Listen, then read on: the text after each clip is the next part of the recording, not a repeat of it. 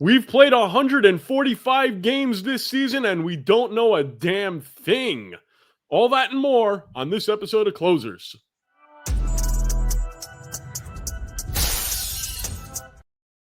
What is going on, everybody? Your boy James the Greek is in the house, and as usual, I am joined by the man, the myth, the legend, the only man with a career 69 saves. That's Mr. 69, David Ardsma. Ards, what's going on, pal? How are you today? I'm doing good. How are you, James? Like everything's good on my end. It's been an early morning. Everything's been busy, so it's been good. Sounds about par for the course with you. Obviously, yesterday was a crazy day around the world where political activist Charlie Kirk got shot.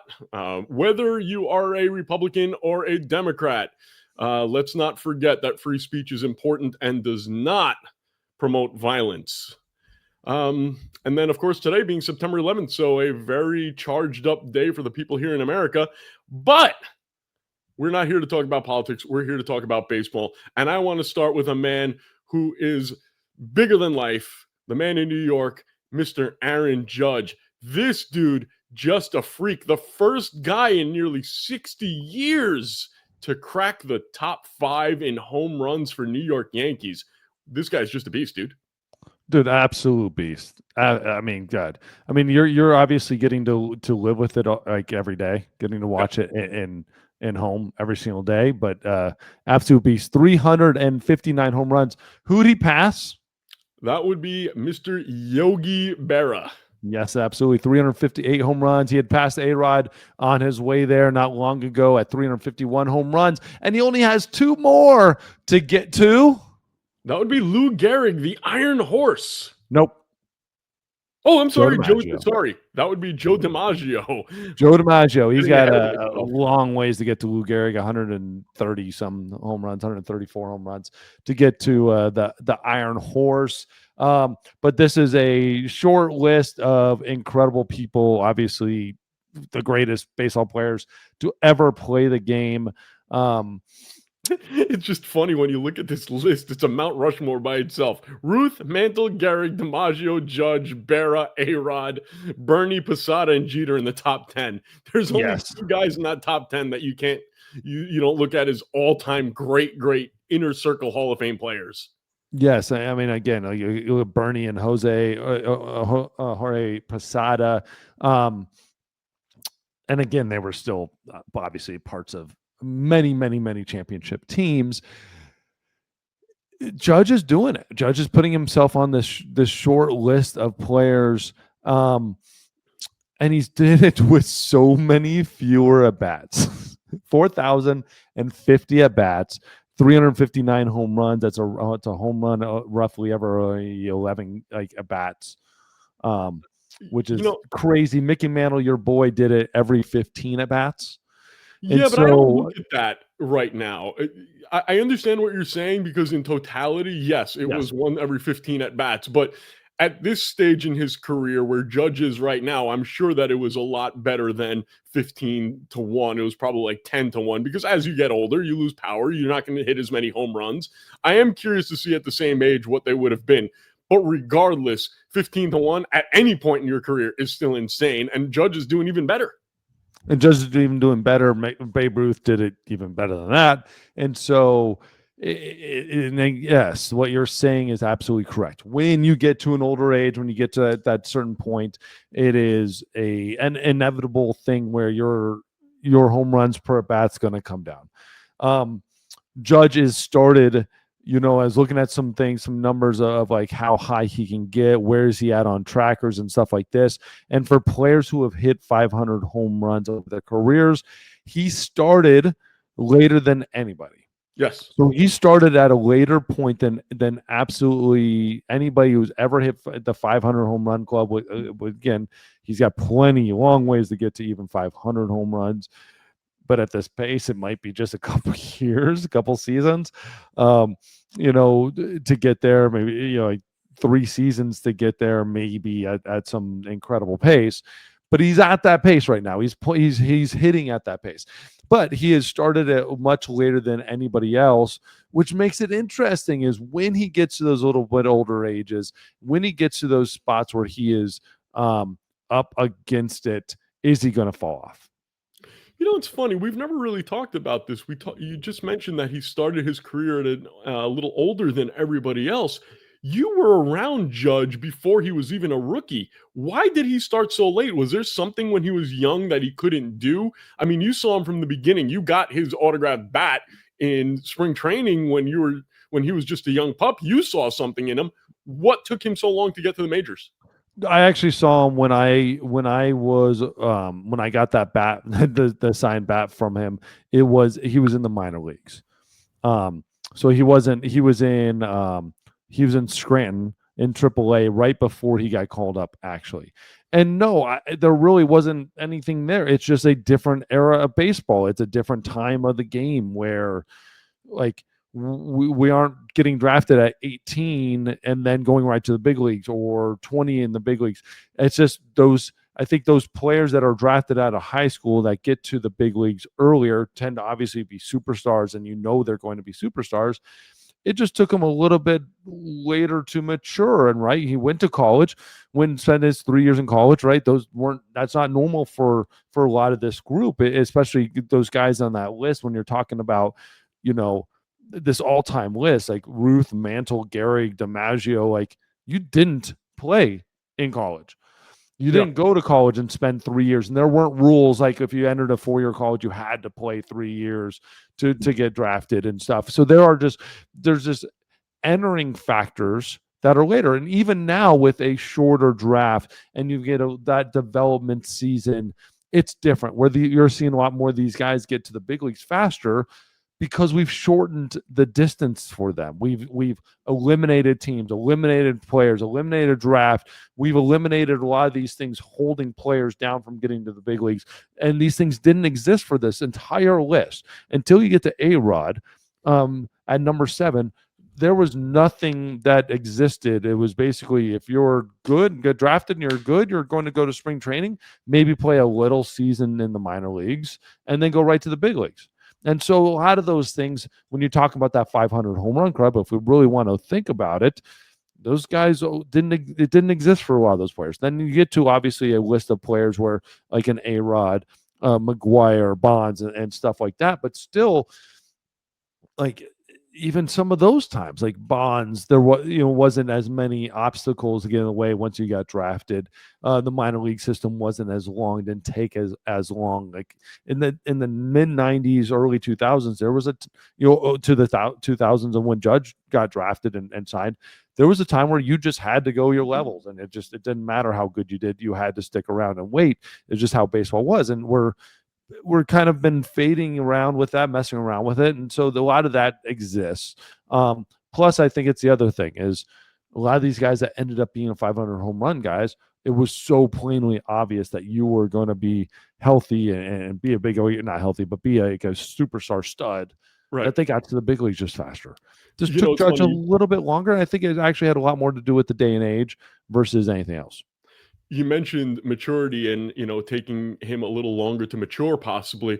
And one of my favorite players in baseball right now is Jackson Churio. And I was a little disappointed because I looked at his numbers last year and he had 20 home runs and he had a 118 OPS plus. And I'm waiting for this guy to be a 35 home run, 290 hitter this year with a 140 OPS plus. And then I looked at him like, he's only 21. What am I rushing this guy? He's 6 years away from being 27 at what is considered the beginning of your peak. So we have to be a little calmer sometimes when talking about these prospects and whether or not they're going to come through. But to get back to the whole Aaron Judge Yankees situation with the home runs, we're looking at the list right now. Where do you think he will end up on this list? Because you mentioned that he's playing at a pace right now where he can catch up to some of these guys.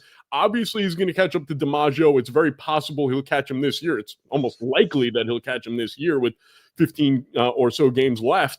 Gehrig is how many home runs? 33. 34. 134 away. So at this current pace, you're talking about 3 to 4 years. 3 years to be knocking to be right at the door, right Yeah, at so this pace. after 3 years, he'll either be there or he'll be like 5 short, and he'll start the season and pass I mean, really, Gehrig. After what's that, the pace? though, that's James, the pace is 50. but he's getting older. That's 150. Like that, he's past it. But he can't continue that pace much. I mean, how many But you're guys? saying, but here's the argument: if you continue, the way we started it was, if he continues this pace, Mhm. so that's 3. That's he's passed it in 2 and change. Right, but you have to realize I'm also considering he's getting older, so that pace No, is no, going to but slow down a little. we get to throw that out the window when we say if he continues this pace. Okay, We fair throw enough. out everything out the window. If he continues this pace, it's two and change. If he, I mean, he's actually pace went down this year compared to like last year, which is insane, absolutely insane. But it's just a matter of the idea of, okay, he can't continue this pace, but the pace is going to be 50 home runs. Like, okay, if he continues that 50 home run pace, he passes in 2 3/4, right? And then if he gets to Gehrig, he's going to pass Mantle. Like, that's something historic has to happen where he doesn't pass him, right? If he gets to Gehrig, and that's like, even if he hits 40 a year, right? That's still 120. He's still right there. He's still 13 short, and so. And that's a crazy pace. But this is where I believe he's going to end up. I believe he's going to end up being second in Yankees history in home runs. I think he's going to be above Mantle, behind Ruth. So he is exactly right now 300 home runs short of Babe Ruth. You said 50 home runs a year pace. That means you would have to do a 50 home run pace for 6 years to get to that 300. That's at 32 for 6 more years. I believe in this day and age, without help, that's going to be impossible. I don't know if it's impossible, because what if he plays 8 more years and he averages 55 the next 3 years, and then he's down to 38 the next 3? That'll get him pretty close. That'll get him very, very close. But again, 55, even at 55, like, he still has to pick his pace up right now. Really, the question is, how long can he play? Can he, Yes. He struggled with injuries early in his career. He had those 6 months off here, 2 months off there. If he can be healthy for the rest of his career, relatively healthy, and get to age 39, he could go down as the best Yankee in history. It's possible. It's not likely, but it's possible. Get best.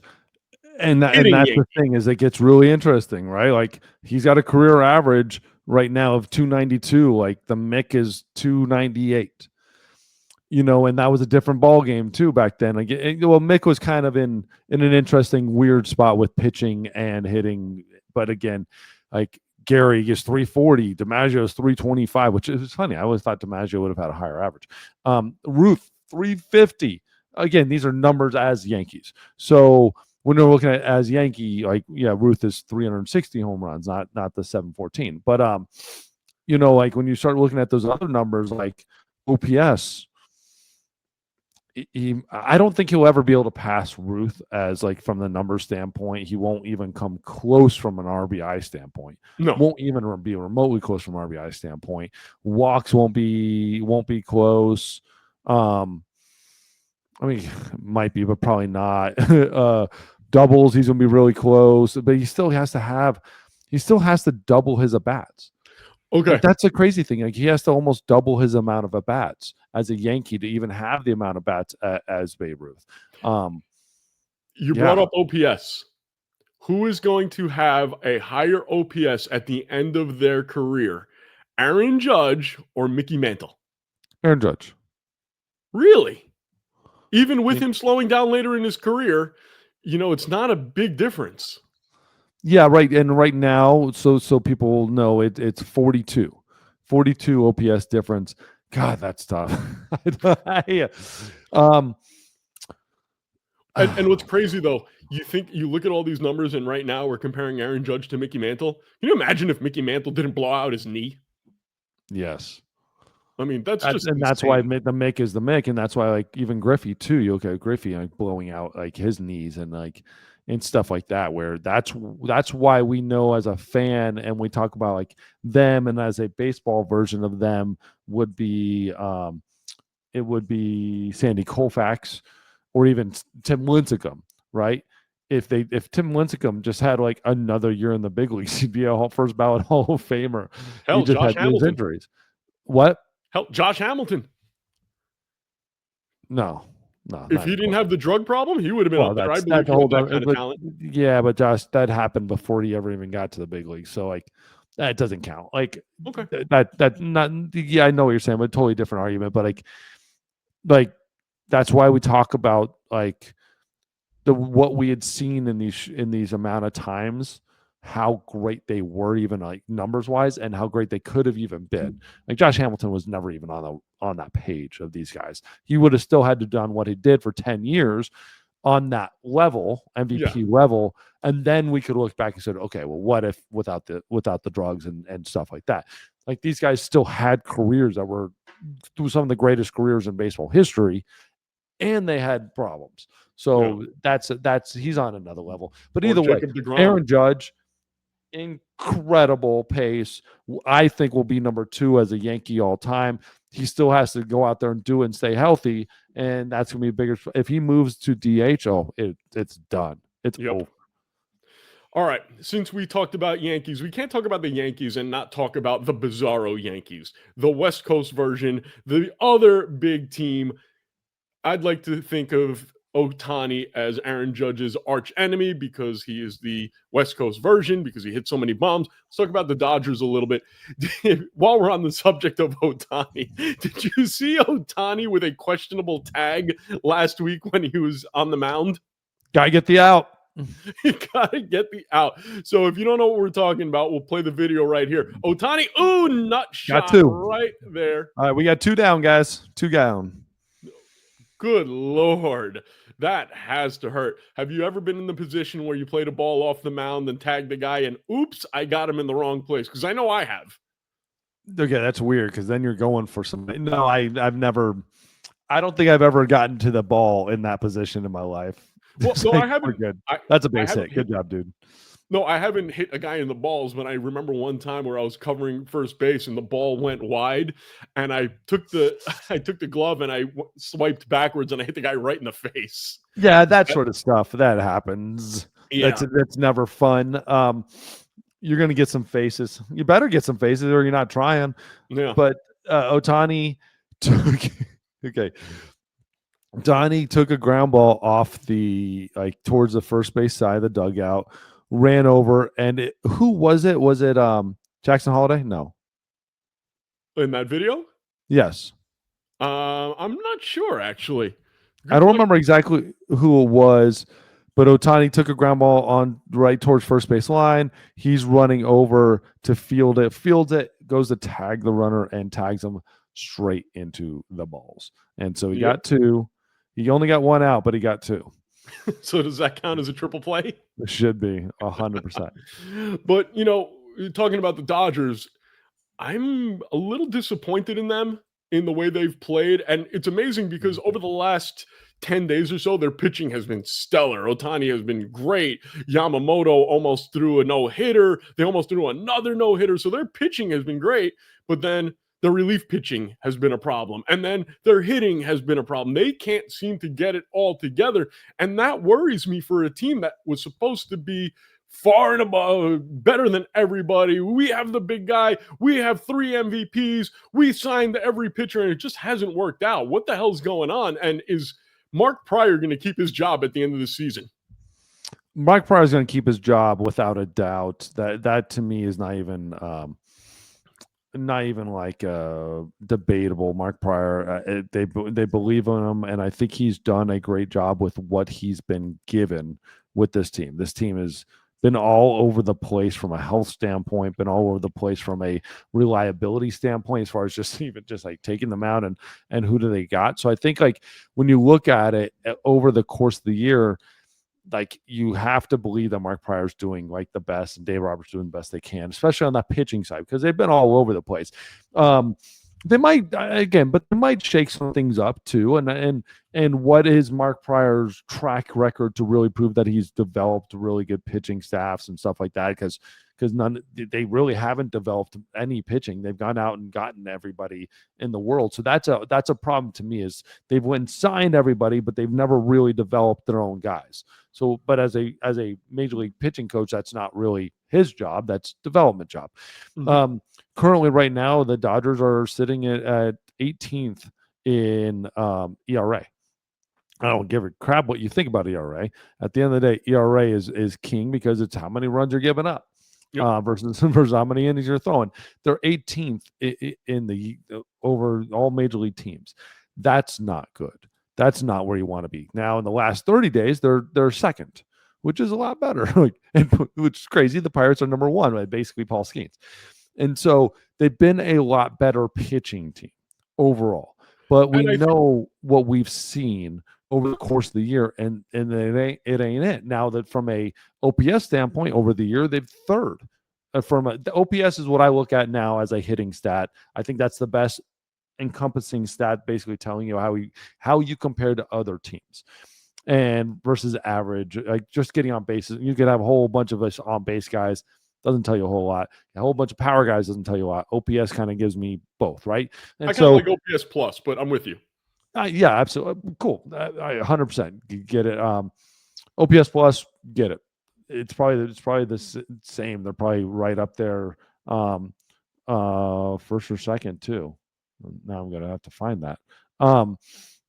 But they're third overall over the course of the year. But what it is really this late little run, and it is weird too because they just swept the Rockies, right? They just came out of a sweep of the Rockies. They've won their last what is it, 5 in a row or 4 in a row after losing their last like 8 of their last 9 or something like that. And so it's been a weird run because they got swept by Pittsburgh, lost 2 out of 3 against Arizona after they just won 4 in a row. So they're in this weird little like ups and down things. They face the Rockies at the very best time you could possibly face the Rockies, which is anytime. And when you're losing baseball games, go play the Rockies. You'll get back on track. What's going to be interesting is you have probably the toughest run the Dodgers have had all year right now. You're Mhm. going to have the Giants, you're going to have the Phillies, the Giants, Arizona, and then Seattle. Every one of those teams, which is weird, especially when you're talking about Arizona, still kind of fighting for a playoff spot. The Giants are right in the heart of a playoff run. They They're shouldn't be two thanks to the Mets, but right, but because of the Mets, but they're right there. They're only 2 games out right now, the playoffs, and I think the Mets have like bad odds of actually making the playoffs right now. It's not great, but the Diamondbacks are 3.5 back. So no one's given up on this run, and the no. Mariners are right there in the third wild card spot with the Rangers only a game and a half back, and the Phillies are obviously want to finish the season with the best record in baseball. So you're right there, and the Dodgers have this run. Now this is going to be the make or break for them. You got 2 rivalry games, 2 rivalry series, a series against the best team I think right now in baseball, in the Phillies, and then you've got you're going into Arizona, which is and the Mariners, which are basically like huge West Coast games. And the Mariners, that's gonna be nuts against them to finish the season because that might determine their season as well. And so this is going to be this is the spot. I don't care what's happened before this. This is the run that determines who the Dodgers are and if they can really like be a team to worry about in the playoffs. Well, the great thing is though, like we predicted, their pitching is coming together at the exact right time. We were talking about it before. I mean, we're talking about the first quarter of the season. We were talking about, okay, where does Ohtani have to get to? Where does he have to begin his pitching so that he can get to full strength by the playoffs? And it looks like that's the case. They brought in Clayton Kershaw late, and now he's been their best pitcher somehow. The guy, you know what? If I'm the Dodgers, I let Clayton Kershaw come in every year until he says stop on August 1st. Well, I would say Yamamoto has been their best pitcher. Okay, fair enough. But Yeah, Clayton Kershaw has 2.27 been right now. He has a incredible. 2.7 ERA, absolutely killing it. Almost again 9 and 8 2/3 innings, no hit. I still don't know how they lost that game. And Glass now obviously turning it on, but Yamamoto has been their bread and butter. But Kershaw, I'm not I'm not I taking understand anything what you're saying, away from what Kershaw's done, but Yamamoto, dude, you got to give him that credit. Yeah, and now you have Glass now, who's healthy. He pitched very well in his last outing. Blake Snell is pitching, so you've got everything that you need right now to make the run. But what I really want to talk about is I want to look around the league right now, and because we've seen a vast majority of the season. I mean, we have like 15 games left, and really, there's nobody that we say this is the team. So I want to look around Major League Baseball. I want to look at the standings, and I'm going to ask you on a scale of 0 to 10, where do you think the odds are that this team can win a World Series? So I'm going to start in the American League East. We'll start with all the people who are actually in the lead right now in their divisions. Then we'll go into the wild card. So in the American League East right now, the Toronto Blue Jays, they're slated for a spot in the playoffs. 0 to 10, what do you think? What's your comfort level? Wait, so you're going Toronto Blue Jays right now? Yeah. For the Blue Jays, 0 to 10, what's your comfort level that they can win a World Series? That they can win a World Series. That's can you win a World Series? Oh, all right. So this is gonna be 0 to 10. Mm-hmm. I'm going with a 6. Okay, I would actually give it a 5. The Detroit Tigers. 6. 5. 5. Okay. Houston Astros. 7. Philadelphia Phillies. 10. Milwaukee Brewers. 6. Los Angeles Dodgers. 9. Okay. So I agree with you on the Phillies and the Dodgers. I would put them pretty high. I would probably, just because of the loss of Zach Wheeler, I would give them a 9 rather than a 10. Okay, I'm with you on the Dodgers. I will agree with you. I'll amend mine to a 9 because that's a great point. It's just that God, they just keep rolling. And like we said, when it happened, I don't care like who else steps up. It is different in the playoffs, and until you do it, you've never done it. And yep. Zach Wheeler has done it, and Zach Wheeler's the dude. When the lights get the brightest, he gets the best. Give me those guys. I love what they're doing. But you still need to see those moments, right, where someone else becomes an ace in ace moments. There's a team over here that I think you underestimate a lot in the Detroit Tigers. The Tigers have been consistent all year. They have who I believe is a top 3 pitcher in all of baseball, if not the top 1 pitcher of all of baseball. When you have that kind of guy, that kind of stud going into the playoffs, I like their odds a lot better. I would probably give Detroit a 7.5. Who's your number 2? You still have to for every game Scooble wins, you have to play 2 other games. I know. You're 100% Casey right. Mize. Yeah, that's the problem, but they've been consistent. They win. Charlie Morton, Jake Flaherty. Yeah, I kind of like Flaherty. We're throwing a bunch of poop against the wall. Yeah. Nothing against those guys. Actually, you love Charlie Morton, I love Casey Mize, like Jack Flaherty. Studs. But right now, they're not pitching anywhere near. They wouldn't make these rotations on other teams. Right. They wouldn't. I think their bullpen is a little underappreciated in certain ways. Underappreciated, without a doubt, but and definitely not have been good this last little run here. And again, like when you're looking this man for man, like who are you going to throw against the wall? Like Will Vest in like a 9th inning in Yankee Stadium? Like this is the Minnesota Twins kind of all over again, where it's like, all right, like you got a great team, dude, awesome team, but when those lights get bright, like, and they're shining down on prime time on Saturday night on a playoff game in Yankee Stadium or Dodger Stadium or whatever, just name it, like Houston, like I'm sorry, like until you can only throw Scooble so many times and Scooble can't hit. Right, but my whole thing with the Tigers is I don't think their ceiling is super high, but I think their floor is a lot higher than a lot of other teams. I think their floor is way higher than the Yankees' floor. When the Yankees are crap, they are crap. When the Tigers are crap, they're not as craptastic. I'll give you that. Let's move on to where did I just put it? Jesus. I want to move into the wild card and take a look at who the teams who are currently in the wild card position, and you tell me your comfort level with those teams. The New York Yankees. 8. So you have them higher than okay. Higher than The Bo- Tigers? Hell yeah. Okay. Without even blinking. The Tigers are Boston Red living Sox. and dying off of one guy. They're 10th in the here you go. Ready? 10th in the league in average. 9th in home runs, awesome. 8 in starting pitching, 13 in bullpen. Who are you talking about? Which That's team? the Tigers. Okay. It's average. Like I said, They're above slightly average. they're slightly above average when you Okay. throw those three together, right? Like, and again, starting pitcher for the Yankees is 4th, but like average for the Yankees is 15th, 100 absolutely. But they're 5th in OBP, 1 in OPS, 1 in runs, 1 in home runs. They're even 9th in stolen base. I don't even know who's stealing bases for them. 4th in starters and 24th in reliever. Literally, they've got one problem on that team. It's the bullpen. Like, but they're Listen, like, we can agree to disagree. I don't think they're as good. I've said that all season. I think the bullpen is an Achilles heel. I think they rely on the home run way too much, and they're a bunch of cheaters because they steal signs, and they've been doing it again. And someone's going to end up getting judged in the head. It doesn't make you a cheater to steal signs. That is legal. Stealing signs is completely legal in baseball. Okay, let me rephrase.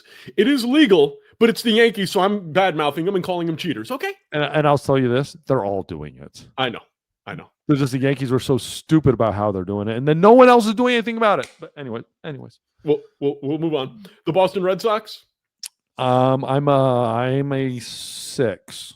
Okay. Seattle Mariners? 5. 4. Okay. 5. The Chicago Cubs? 5. The San Diego Padres? 6. The New York Mets? 4. Okay. You are completely wrong on the New York Mets. It's a -2. 4, but again, 4 is the lowest I had on anybody. Yeah, I know. Which is crazy. I actually think the Mets are going to do just fine. I think the Mets are going to be just fine. They're just in a bad spot right now. They're a joke right now. I like the Padres. Can I even give anybody a 4 is the only one like the worst I gave? Yeah. Do I have to give by more far of the a worst you round? gave? And I think that has to do a lot more with the fact that the National League, in my opinion, is way better than the American League this year. You think so? Oh yeah.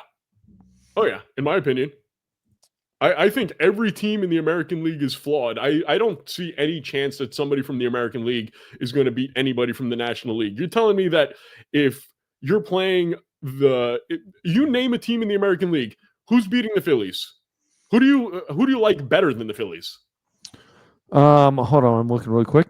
Who has the best record in division inter league play? Oh God, that I have no idea. The Toronto Blue Jays, followed by the Houston Astros. Okay. Right? Okay. The Phillies have 2 less wins than the Astros, 3 less than the Blue Jays. They only have 1 more win inter division or interleague than the Yankees. The Yankees are 26-22. They're 27-15. Like the Brewers are 25-20. The Dodgers are 24-21. I bet the best in the American League have done better. Like here's where it gets weird: is that Detroit Tigers are 22-20. You know, but the Red Sox are 26-22. The Red Sox have beat up on. I mean, the Red Sox would have the 2nd best record in the National League, and they're the 5th best in the American League in interleague play. So, like when you're talking about the best, interleague play actually goes to the American League. Yeah, but interleague play is skewed because you're looking at which team plays which team a lot of time. Like for example, if you're telling me, oh, the National League won a hell of a lot more games this year, well, guess what? The Cubs played the White Sox quite a few times. I could beat the White Sox. So it all depends on the matchups, who they're playing. So I don't think you can really do apples to apples in that case. I understand what you're saying, but there is the numbers are slightly skewed because of that. Oh yeah. I mean, I got what you're saying. I'm gonna try to pull up here while we're talking the splits for the Phillies. Here you go. Show all. Okay, so these are the Phillies. Phillies are 2-1 against Boston. Mm-hmm.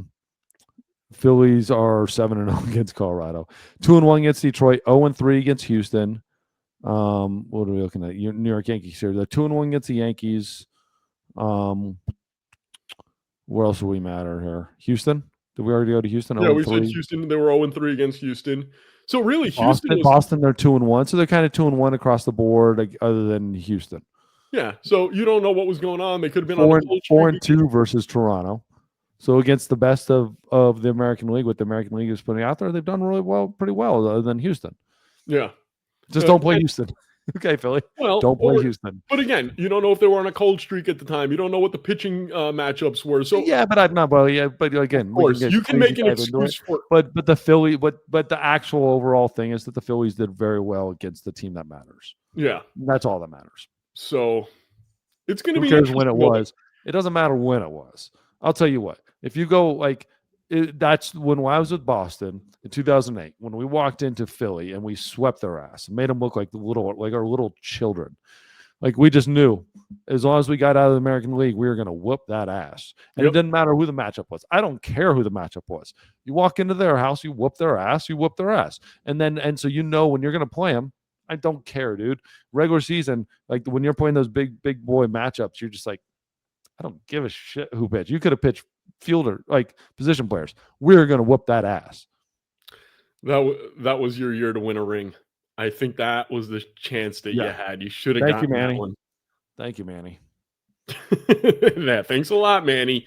Thanks for Manny being Manny. Manny decided to go be the greatest player of all time in LA.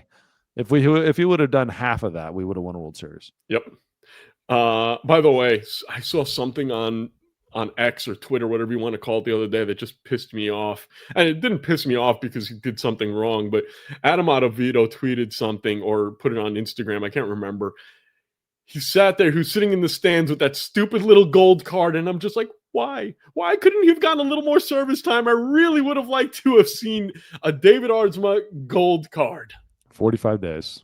45 effing days so you can get your gold card. And for people who don't know what we're talking about, just remind them one more time what the gold card is. Oh, gold card is Major League Baseball. When you get 8 full years of Major League service, you get a card that is actually gold from Major League Baseball. It gives you basically says the rights to the 2 best tickets available to any Major League Baseball game. And it's kind of like the little feather on the cap thing. Yeah, would have been very cool. All right. Before we move on to everybody's favorite segment, I want to remind everybody, are you trying to be the best baseball player you can be? Do you want to be bald? Then go to Top Velocity Pro, where you can learn how to be bald and beautiful and pitch and hit no matter what you want. There's only one man to talk to, and that's David Aardsma at Top Velocity. David, take it away. And hit and bowl apparently, and do everything. Top Velocity Pro. Hit me up on the socials. Hit me up on topvelocitypro.com. If you want to be the greatest player you'll ever possibly be able to be, come to Top Velocity Pro. I do it online. I do it over the phone. I do it in Scottsdale, Arizona. I have a location here. We work on basically anything from a throwing standpoint. Really, that's what we focus on. Use high-speed cameras. Use slow motion cameras. Use tracking devices. Everything you can think of, we got it here. Top Velocity Pro. All right. And with that being said, it is time for everybody's favorite segment. It is time for Mount Rushmore.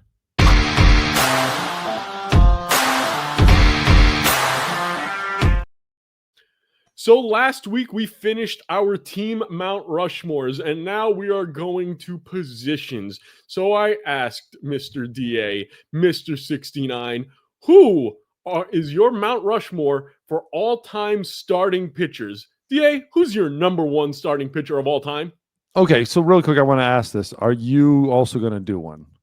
No, I'm not going to do one. I'm just going to give my thoughts on guys that I would have put over there. You're just going to criticize mine?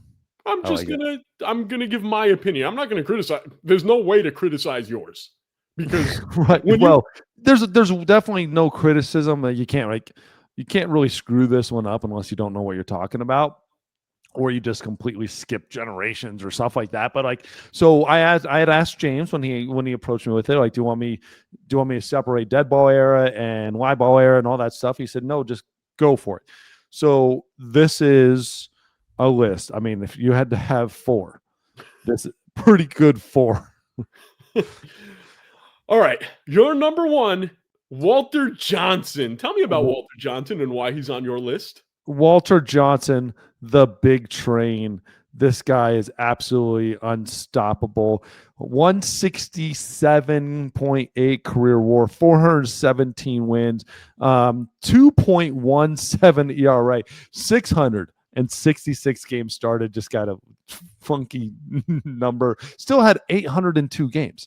So this guy still pitched like 140 games like out of the bullpen and that 34 saves. Like that's still incredible. Basically a one whip over his career, 3,500 strikeouts.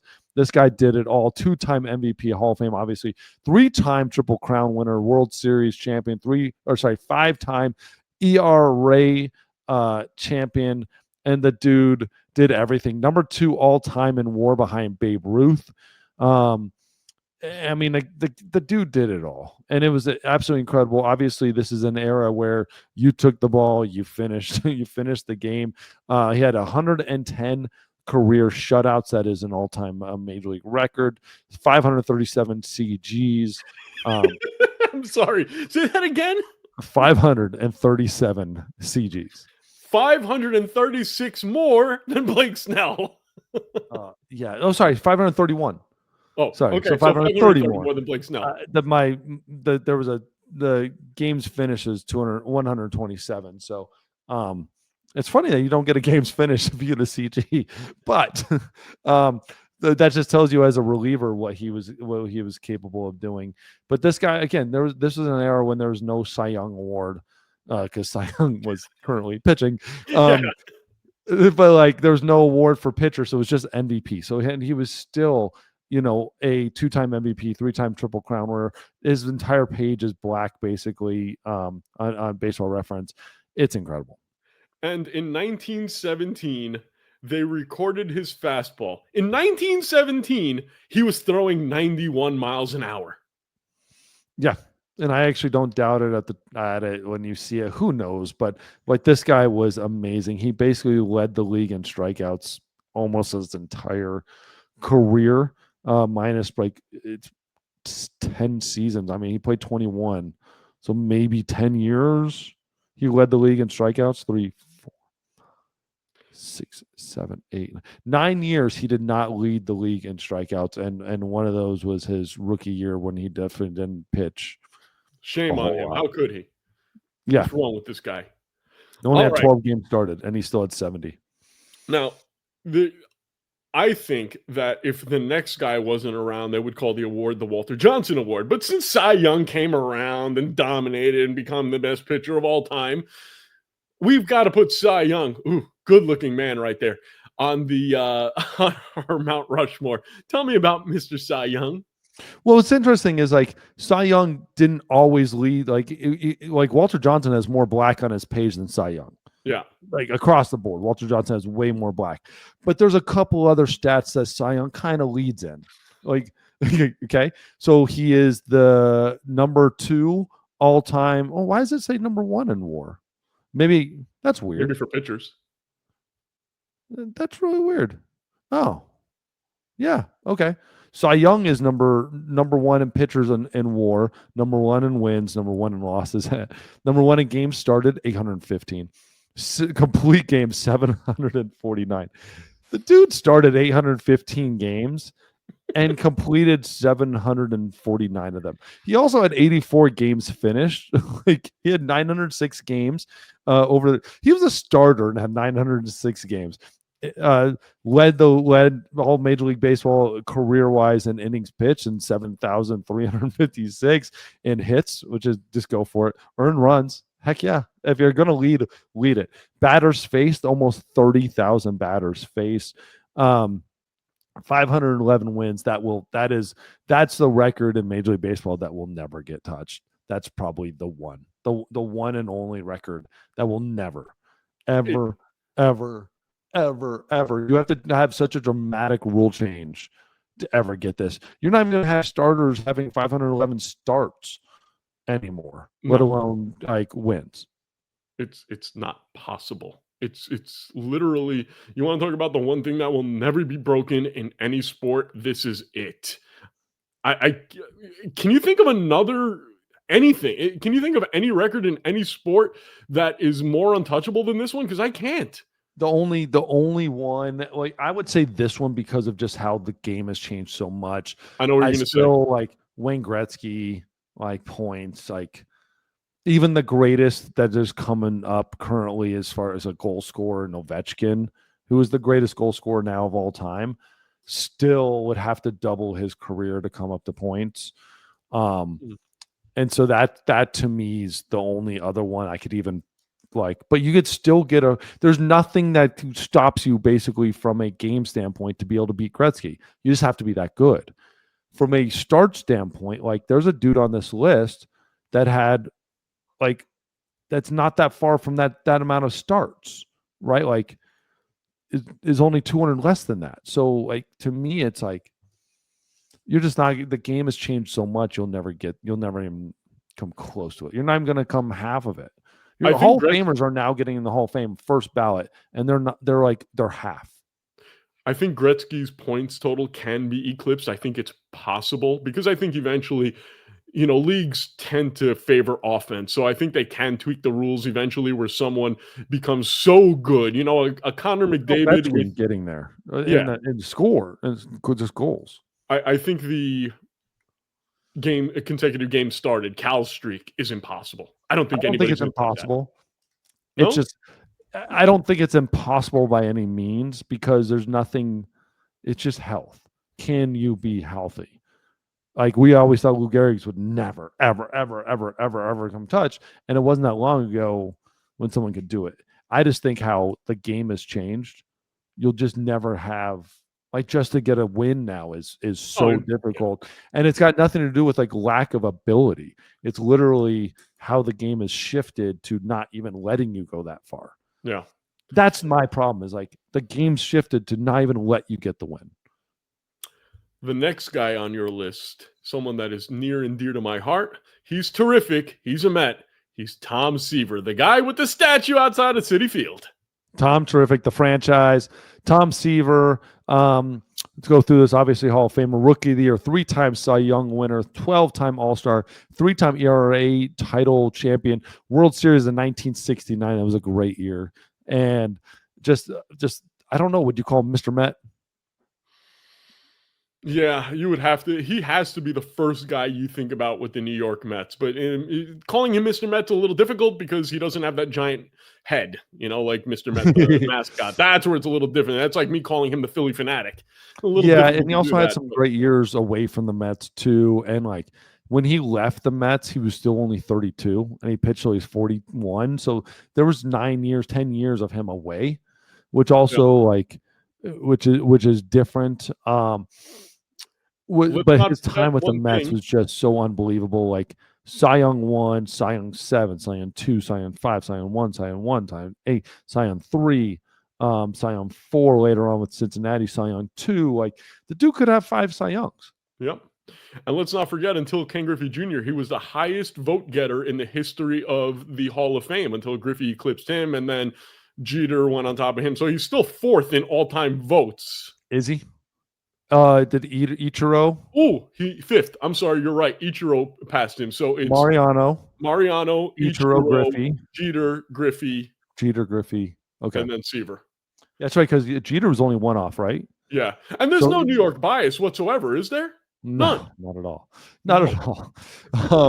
But again, like this is a resume. This resume is, which is crazy, is Tim Lincecum's resume until like at 30 whatever, and Tim Lincecum got hurt. This was this was what Tim Lincecum was doing until his hip decided to give out, and he stopped trying because he didn't like go in the weight room and just start trying to like build. There's one more player on this list who had this exact same thing happening and then decided to start lifting weights and start changing who he was, maybe with a little help. But anyways, but Tom Seaver, 311 wins, 106 WAR, 205 losses. I mean, you're going down this list of just insane stuff, 3,600 strikeouts.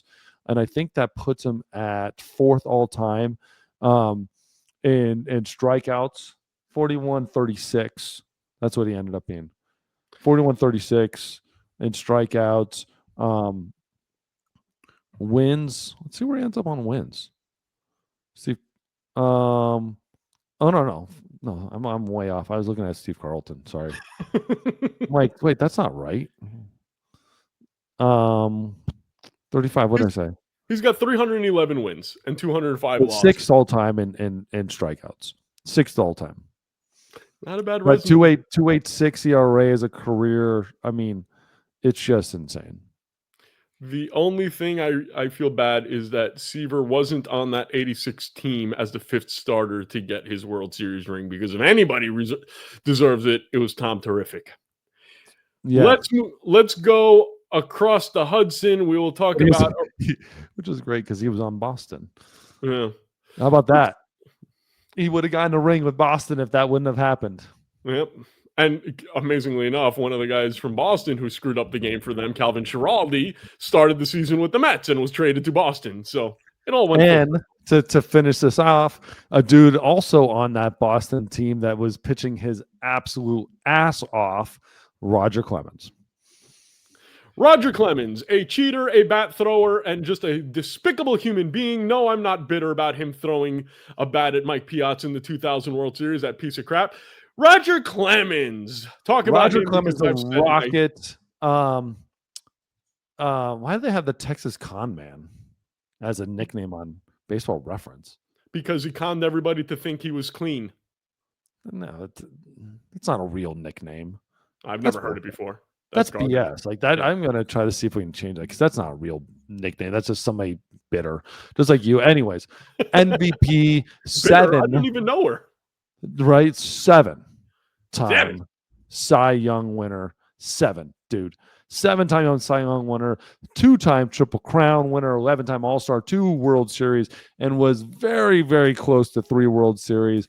7-time ERA, Major League Player of the Year, an All-Star MVP, which I don't know how you get as a starting pitcher. Just have a good 2 innings, I guess. This Roger Rocket dude, like one of the reasons why I wanted to be a pitcher. My Little League, very first ever Little League team I played on was Boston Red Sox and Double A and Mission Viejo Little League, and I had to be number 21.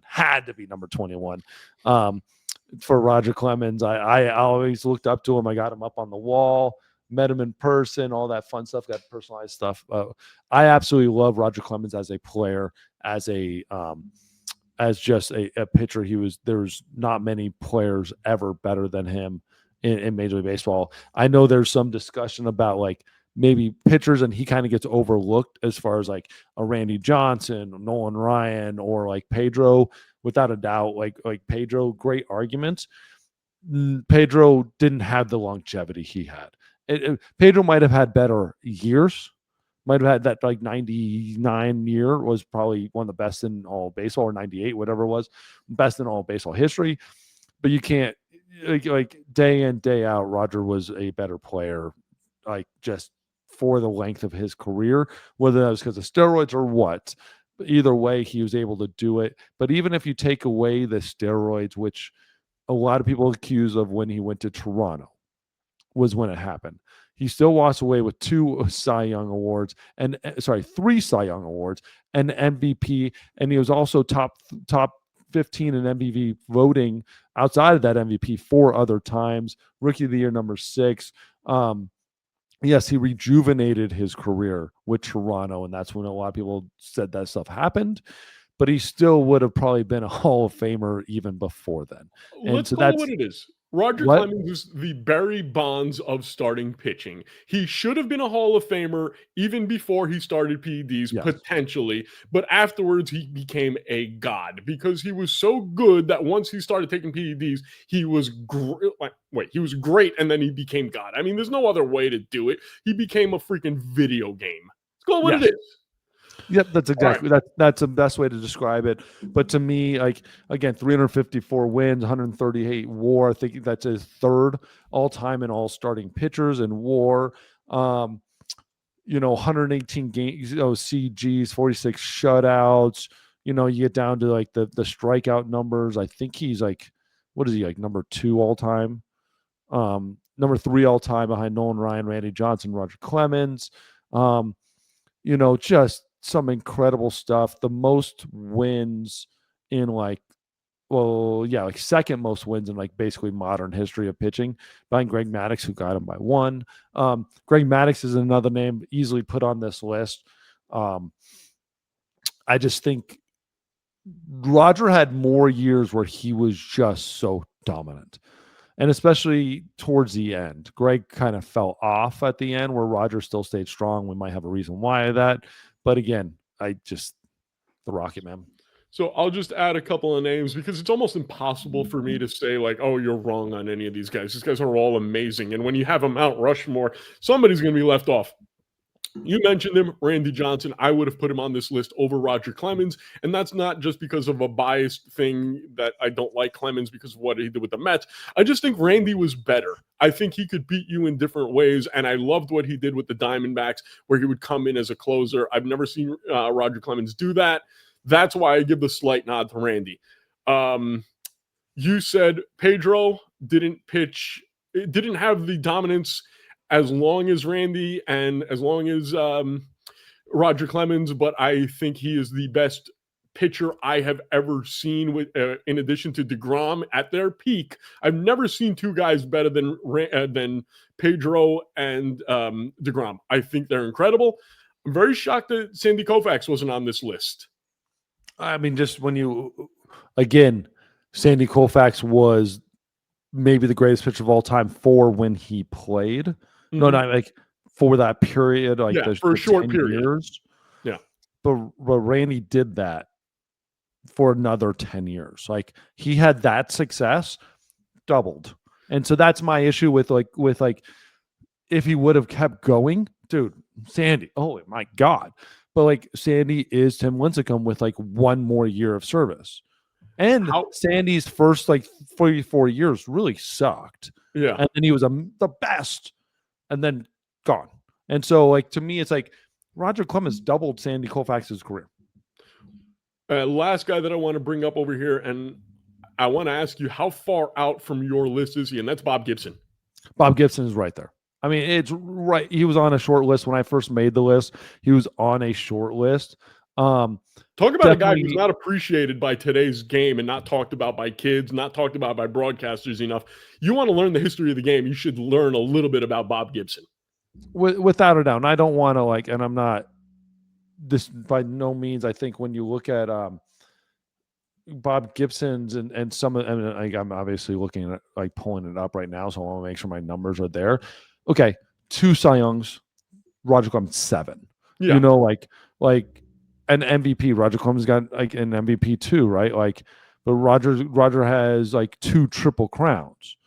Where it's when you get to some of these things, he's got 9 Gold Gloves on a fielding side, an ERA title. Clemens had 7 ERA titles. Yeah. It's love, dude. I'm like Bob Gibson. Gibson. There's not a whole lot of black on his card.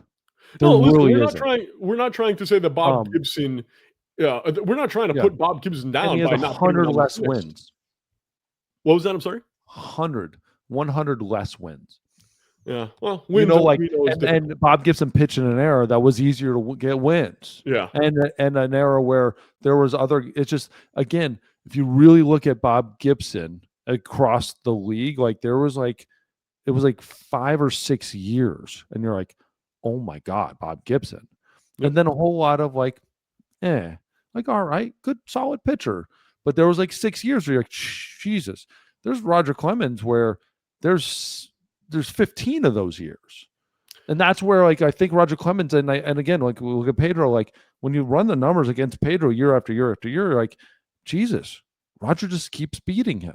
Yep. Even with Randy Johnson. Randy Johnson's was so known for the strikeout, but also so wild. So outside of a short 5-year span, I would never take Randy Johnson over Roger Clemens. Those 5 years, yes, dude, yes. Oh my God, yes. But outside of that, there's another 15 years there where you're like, okay, he was good. I But guess Roger Clemens, there was like okay, 5-year span, fine. He still has 2 more Cy Youngs after that. when I look at Mount Rushmores, I look at it, yes, you need so anybody has to have the longevity to get into this conversation. So I think all these guys have the longevity and the numbers to back it up. But then when I'm narrowing it down, I'm saying, okay, all these guys, these 50 guys, they're all in that position. Now, who's the best pitcher out of all of them? Who's the guy that I have on the mound at the most important time? And I would take Randy over Roger. And that's why I take that at their absolute peak, their best of best, their best days. I take Randy just a little bit over Roger Clemens, and that's where I make. But that's my criteria. But like, if I did that, man, it'd been like Johan Santana. But Johan Santana didn't have the longevity to be in that conversation. But I'm saying, like, if you're talking about your best day, I'm talking about a combination of the both. You have to like have longevity. and that's why Roger, like, dude, like, I mean, 7 Cy Youngs, like somebody, like enough people sat back and said, dude, you're the best. Okay. And constantly you're the best. And so I also have like Randy, dude, like on any given day, yes. But if someone said you have to win this game, dude, I don't know if there's anybody else on this list. I don't think I'm not taking Tom Seaver, Cy Young, Walter Johnson, Bob Gibson. I might say Roger Clemens, because we have seen, like, historically with Roger, back against the wall, that dude will never back down. And you're getting a goddamn competitor in a game where Randy might go wild, where, like, if you took their career and just averaged it, what's that guy you get on that average every day? What's the guy you get on the average with Pedro every day? What's the guy you get on the average? Roger Clemens, he might be every single pitcher in history. As far as his average, he walked out there every single day was better than anybody else, which is what you're probably going to get. Okay. Now Roger versus Randy at their very, very peak from Randy versus Pedro at the very peak. I don't know. I don't even know. Anybody versus 0-2? I don't. Koufax. And then Koufax, fucking DeGrom, even Tim, like on that one day, and you're like, dude, his very best. I'll be honest, Kerry Wood. Give me one day of Kerry Wood of that one day. Strasburg, like, again, like, Skeens almost every outing. And one last guy that we're going to mention at his very, very peak. And this is where I might really throw you for a loop. Dwight Doc Gooden. For 2 years. Yeah. Like, that's incredible. But that, to me, gets you nowhere near a Mount Rushmore. Right. That's not even, to me, that's just because you're good. But, like, to me, the Mount Rushmore has to be the career of that. And, like, that's the crazy thing about Roger. Like, he did it 7 times, and 7 with we didn't even get to the amount of times he was voted number 2 or 3. Yeah. I mean, God. I can't wait till Cyan 1, Cyan 1, Cyan 6, Cyan 2, 1, 3, 1, 1, 6, 1, 1, 3. Like, Jesus. And who was it we were going after? We were talking about that one day it only won like 1 award, but he was like top 5 in ERA like 8 times, like those type of things. Anyways, I can't wait till next week, because next week we're going to have the same debate, and you don't even know what we're doing next week, but I'll tell you right now. Are you ready? Yep. Relief pitchers. Yes. So we just got to figure out 3 more, because we know who number 1 on that list is. Oh, but we also, yeah. A teammate of Randy, or a teammate of Roger and Randy. Hey, should we try? What would be fun? Maybe we should try to get a friend of ours who just made it to the Hall of Fame as a closer to be in on this conversation. Yeah, that'd be interesting. Let's see if we can give him a call. Last thing before we go, I want to give a shout out to one of my favorite Mets pitchers who celebrated a birthday yesterday. Our guy, Mike Hampton. Happy birthday, Mike Hampton, on your birthday yesterday. And hopefully next time I'm in Arizona, we can play a game around the golf with this beautiful bald-headed man over here. And with all that being said, I'm James. He's the DA of formerly the Bullpen with DA. Talk to you guys next week. Bye-bye.